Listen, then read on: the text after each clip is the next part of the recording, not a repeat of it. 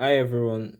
So in this video, I'm going to be showing you how to add an alarm to your watch such that it can alarm you maybe when it's time to wake up.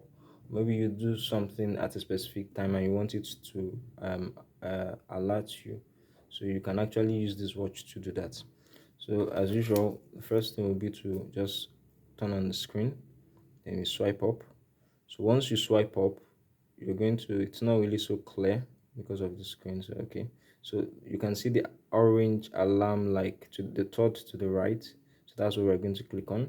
So once you click on it, you have the add alarm button. So you just click on add alarm.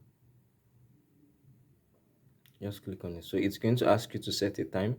So you pick a time of your choice. So I'm just going to use this, let's say 2010 means 8:10 p.m. So I'll just say that's fine. It's going to ask what days do I want it to repeat. Is it on Mondays, Tuesdays, Wednesdays, Thursdays, or Fridays? So let me just say I want it to repeat maybe on Wednesdays and on Saturdays. So and I click on sure. So and that's all, and it's added. So you can see that it's saying that the alarm time is 8:10 p.m. That's 2010 p.m. is 8:10 p.m.